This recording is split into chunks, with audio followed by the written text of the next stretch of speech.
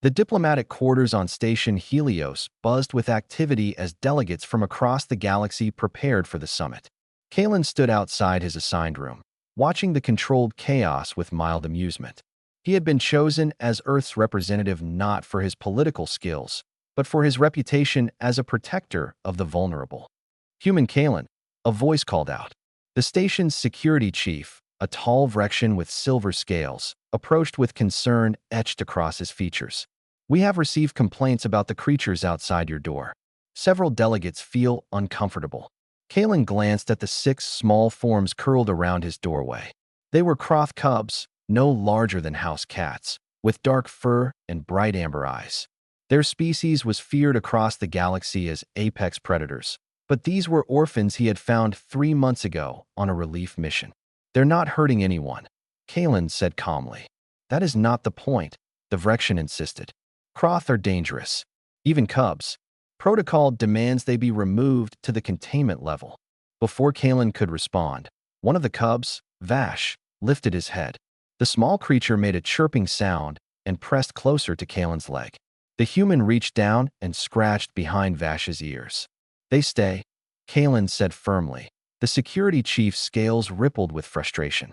"I cannot guarantee your safety if you insist on keeping predators as pets. They're not pets. They're family." Word of the confrontation spread quickly through the station. By evening, a crowd had gathered in the corridor, keeping their distance from Kalen's quarters. The cubs had formed a protective circle around his door, their eyes tracking every movement. Ambassador Thel, a distinguished Aquarian diplomat, pushed through the crowd. His species was known for logic and reason, qualities that had earned them respect in galactic politics. "Human Kalen," Thel began, his gills fluttering with agitation. "This situation is unacceptable. You cannot bring violent predators into a diplomatic venue. The other delegates demand an explanation." Kalen stepped out from his room, and immediately the cubs shifted their formation. Vash moved to stand directly in front of him, while the others flanked both sides. Their small bodies were tense, ready to defend. "Stand down," Kalen said softly. The cubs relaxed but remained alert. Thel's eyes widened. "You command them?" "No," Kalen corrected. "I ask, and they choose to listen." "Impossible. Croth cannot be reasoned with. They are driven purely by instinct and hunger." Kalen knelt down beside Vash. The cub leaned into his touch, purring softly. 3 months ago, I was part of a relief team on Croth Prime. Their colony had been destroyed by raiders. We found these 6 in the rubble, starving and terrified." He paused, remembering the scene. The adult Croth had fought to protect their young and lost. The cubs had been huddled together, too weak to even cry out. "The rest of my team wanted to leave them," Kalen continued. "They said Croth were too dangerous to save. But I couldn't walk away from children who needed help." "So you took them?" Thel asked, his tone skeptical. "I fed them, kept them warm, protected them from scavengers who saw easy prey." Kalen's voice grew softer. "They were babies, alone and afraid.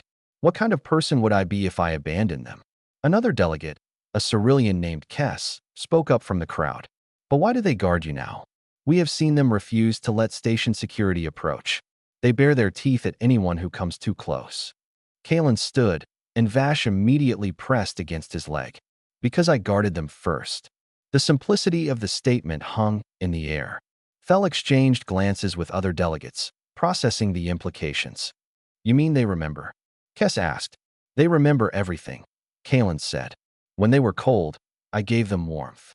When they were hungry, I shared my food. When predators came for them in the night, I stood between them and danger." He looked down at Vash, whose amber eyes gazed back with unmistakable affection. "They know what loyalty means because I showed them first." A murmur rippled through the gathered crowd. The concept was foreign to many species who viewed predators as mindless beasts. "But they are Croth," Thel protested weakly. "They grow to be 3 meters tall. Their claws can tear through steel. What happens when they reach maturity?" "Then I'll have 6 very large friends who remember kindness," Kalen replied, "and who learn that strength isn't just for hunting, but for protecting those who matter." Vash made a soft chirping sound and rubbed his head against Kalen's hand. The other cubs relaxed their stance, sensing the tension had eased.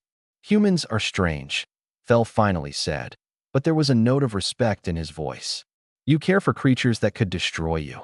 We care for creatures that need us, Kalen corrected. There's a difference. The security chief stepped forward again, but this time his posture was different.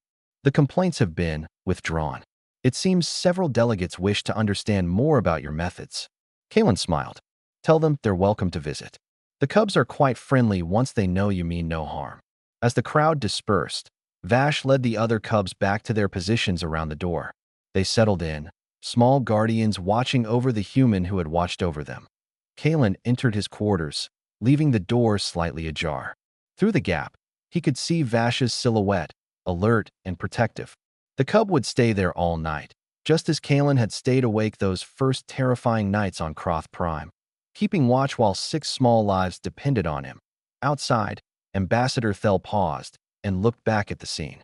He understood now. The cubs didn't guard Kalen because they were trained or commanded. They guarded him because that's what family does, and Kalen had been their family when no one else would.